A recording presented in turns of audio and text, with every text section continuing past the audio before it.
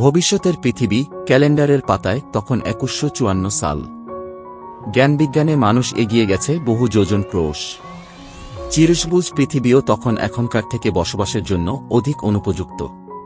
পৃথিবীতে খনিজ সম্পদের টান পড়ার উপক্রম হলে রিসোর্সেস ডেভেলপমেন্ট অ্যাডমিনিস্ট্রেশন RDA নামের একটি প্রতিষ্ঠান পৃথিবী থেকে বহু দূরের এক উপগ্রহ প্যান্ডোরায় নিজেদের অভিযান চালায়। মূল লক্ষ্য প্যান্ডোরায় মজুদ থাকা মহামূল্যবান খনিজ আনবোটেনিয়াম সংগ্রহ করা। ওই গ্রহের আদিবাসী নাভি নামক এক বুদ্ধিমান প্রাণীর সঙ্গে তা নিয়ে তুমুল সংঘর্ষ বাধে মানুষের।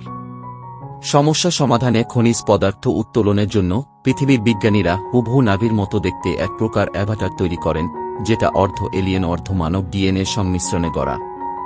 শৈশবে পঠিত বিভিন্ন সায়েন্স ফিকশন এবং অ্যাডভেঞ্চার উপন্যাস থেকে অনুপ্রেরণা নিয়ে এভাবেই জেমস ক্যামেরন দাঁড় করিয়েছিলেন 2009 সালে মুক্তিপ্রাপ্ত সায়েন্স ফিকশন সিনেমা অ্যাভাটার। বহুল আলোচিত সিনেমাটির অজানা কিছু দিক নিয়েই আজকের এই আয়োজন। স্যামের ভাগ্য বদল। অ্যাভাটার সিনেমার মূল নায়ক জ্যাক সালির চরিত্রে সর্বপ্রথম ভাবা হয়েছিল হলিউড তারকা জ্যাক জিলেনহলকে। তবে জ্যাক তখন প্রিন্স অফ পার্সিয়া মুভির শিডিউলে ব্যস্ত থাকায় এই প্রস্তাব গ্রহণ করতে পারেননি।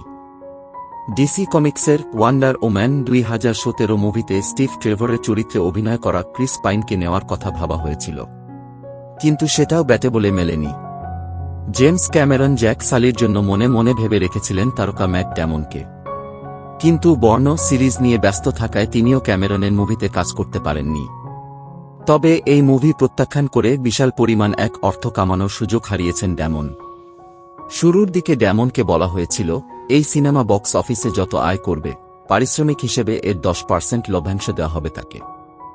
সংখ্যার হিসেবে তা ছিল প্রায় $250 মিলিয়ন। মূল চরিত্রটি এত অভিনেতার দ্বারে ঘুরে ঘুরে শেষ পর্যন্ত ভাগ্যচক্রে এসে হাজির হয় অস্ট্রেলিয়ান অভিনেতা স্যাম ওয়ার্থিংটনের কাছে। অভাবের তাড়নায় সবকিছু বিক্রি করে তিনি তখন প্রায় নিঃস্ব। থাকতেন নিজ গাড়িতে। ওইখান থেকেই অডিশন টেপ পাঠিয়েছিলেন ক্যামেরনের কাছে। ক্যামেরনও চাচ্ছিলেন চরিত্রে নতুন মুখ আনা দরকার, তাই অখ্যাত এই অভিনেতাকে বেছে নিয়ে তাকে রাতারাতি বানিয়ে দিলেন বিখ্যাত। বলা যায় একেবারে সঠিক সময় জীবনের তপ্ত প্রখরতা কাটিয়ে ক্যামেরন স্যামের জীবনে শীতল বৃষ্টির মতো আশীর্বাদ হয়ে বর্ষিত হয়েছিলেন। দীর্ঘ প্রতীক্ষা। অ্যাভাটার সিনেমার স্ক্রিপ্টের কথা বহুদিন আগেই এসেছিল ক্যামেরনের মাথায়। 1990 সালের দিকে ক্যামেরন কম্পিউটার জেনারেটেড অভিনেতাদের দিয়ে অ্যাভাটার সিনেমা বানাতে চেয়েছিলেন। ওই সিনেমায় 6টা মুখ্য চরিত্র থাকার কথা ছিল, যে চরিত্রে অভিনয় করা অভিনেতাদের বাস্তবে কোনো অস্তিত্ব নেই। 1994 সালে ক্যামেরন অ্যাভাটারের 80% কাজ গুছিয়ে ফেলেছিলেন, কিন্তু ওই সময়ে ভিজুয়াল ইফেক্টের মান অতটা উন্নত না হওয়ায় তিনি তেমন ভরসা পাচ্ছিলেন না। অ্যাডভান্সড CGI এবং VFX না থাকার কারণে সে ধারণাকে আপাতত স্থগিত রেখে টেকনোলজিক্যাল অ্যাডভান্সমেন্টের জন্য তিনি তীর্থের কাকের মতো বসেছিলেন। 2002 সালে the Lord of the Rings the Two Towers সিনেমায় গোলুমের CGI আর মোশন ক্যাপচার দেখে অভিভূত হন ক্যামেরন। তিনি বুঝতে পারলেন কাজে নামার উপযুক্ত সময় এসে গেছে। এরপরেই তিনি কোমরে গামছা বেঁধে তার ড্রিম প্রজেক্ট বাস্তবায়নে নেমে যান। Visual effect. জেমস ক্যামেরনের ভিজুয়াল মাস্টারপিস অ্যাভাটার সিনেমার আকর্ষণের কেন্দ্রবিন্দুই হচ্ছে এর চোখধাঁধানো VFX এবং CGI। ভিজুয়াল ইফেক্টের দিকটা দেখভাল করেছিল ওয়েটা ডিজিটাল নামে এক কোম্পানি। এই কাজ সামলানোর জন্য 4000 সার্ভার সম্বলিত 10,000 বর্গফুটের একটি সার্ভার ফার্ম ব্যবহার করা হয়েছিল, যেটা নেটওয়ার্ক স্টোরেজ ক্যাপাবিলিটি ছিল 3 পেটাবাইট, 10 লক্ষ গিগাবাইট 1 পেটাবাইট। প্রসেসর কোরের সংখ্যা ছিল 35,000 আর র‍্যামের পরিমাণ ছিল 104 টেরাবাইট। বিশাল পরিমাণ এই স্টোরেজ দিয়ে Ubuntu Linux, grid engine cluster manager এবং অ্যানিমেশন সফটওয়্যার পিক্সার্স রেন্ডারম্যান এবং পিক্সার্স আলফ্রেড কিউই ম্যানেজমেন্ট সিস্টেম সামলানো হতো। বিশ্বের সেরা 500 সুপার কম্পিউটারের মধ্যে এই 2 রেন্ডার ফার্মের অবস্থান যথাক্রমে 1993 এবং 1997।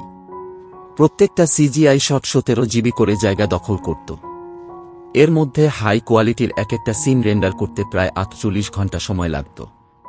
কাজের চাপ কমিয়ে আনার জন্য মাইক্রোসফট শুধুমাত্র অ্যাভাটার মুভির জন্য গায়া নামে নতুন একটি ক্লাউড কম্পিউটিং এবং ডিজিটাল অ্যাসেট ম্যানেজমেন্ট উদ্ভাবন করে। CGI এর পাশাপাশি অনেক প্রোপ্র্যাকটিক্যাল প্রপস এবং এলিমেন্ট এখানে ব্যবহার করা হয়েছিল, যেমন জ্যাক সালির খোঁড়া পা দেখানোতে কোনো প্রকার ভিজুয়াল ইফেক্ট ব্যবহার করা হয়নি।